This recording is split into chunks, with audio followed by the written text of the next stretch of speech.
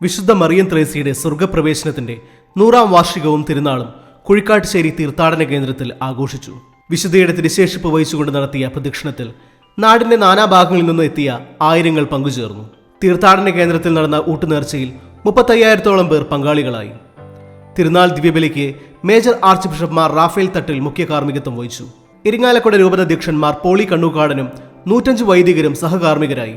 ആഘോഷങ്ങൾക്ക് ഇരിങ്ങാലക്കുട രൂപത വികാരി ജനറാളും കമ്മിറ്റി ചെയർമാനുമായ മോൺസിനോ ആൻഡ്രൂ ആലപ്പാടൻ, തീർത്ഥാടന കേന്ദ്രം director father John Kavalakkat, promoter father Sebastian Arikkat, holy family സന്യാസിനി സമൂഹം superior general mother Annie Kuriakose, അഡ്മിനിസ്ട്രേറ്ററും ജനറൽ കൺവീനറുമായ sister Elsy Xavier, vice postulator sister Vinaya, general convenor Ajeesh Chakkalamattath Pallan എന്നിവർ വിവിധ കമ്മിറ്റികൾക്ക് നേതൃത്വം നൽകി. തിരുനാളിന്റെ 8-ാം ഇടം ജൂൺ 15-ന് നടക്കും. രാവിലെ 10:30 തിരുനാൾ ദിവ്യബലി, തുടർന്ന് പ്രദക്ഷിണം, തിരുശേഷിപ്പ് വണക്കം. വിശുദ്ധ കുർബാനയ്ക്ക് ഇരിങ്ങാലക്കുട കത്തീഡ്രൽ വികാരി റവറൽ ഡോക്ടർ ലാസർ കുറ്റിക്കാടൻ മുഖ്യ കാർമ്മികത്വം വഹിക്കും.